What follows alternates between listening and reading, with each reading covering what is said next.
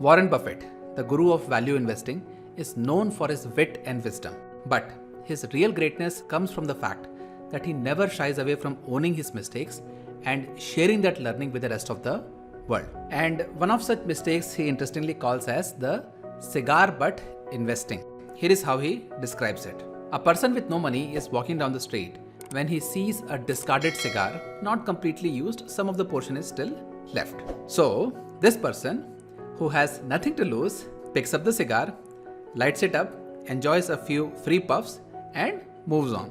Now, as gross and disgusting as it may sound, there was a risk-free opportunity and this person took advantage of that, right?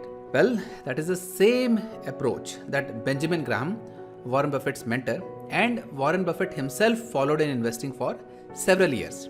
They used to look for distressed companies that were valued well below their working capital and then buy them at bargain prices. And their idea was very simple, right? If the business recovers, they will of course make a lot of money. But even if it, let's say, did not recover, the value of all the assets at the time of liquidation would be higher than what they have paid for it, right? So they still will end up making money.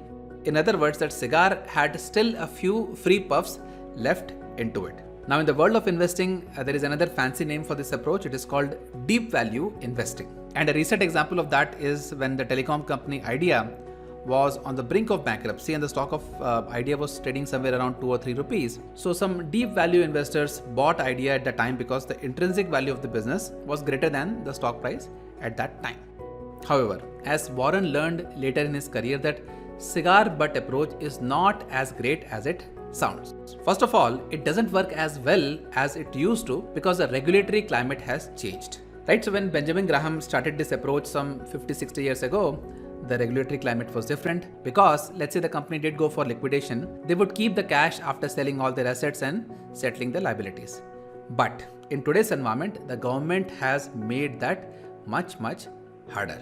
And the second reason why Warren stopped cigar butt investing is that he realized that he could not invest a lot of money in such distressed companies. Right? So going back to the same example of Idea, even if you see deep value investing opportunities in Idea, would you be willing to put 1 crore rupees or 2 crore rupees in Idea? Of course not. You will not be willing to take that kind of a risk.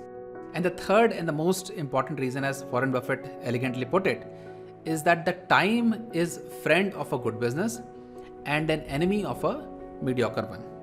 So what Warren Buffett realized, that it was better to pay a high price for a great company than paying a low price for a mediocre company. So that is the reason why Warren Buffett stopped doing cigar butt investing. That's the reason why he stopped looking for these bargain opportunities in failing companies. And I hope that after watching this video, you will also learn from this legendary investor and avoid picking cigars from the streets just to get a few free puffs.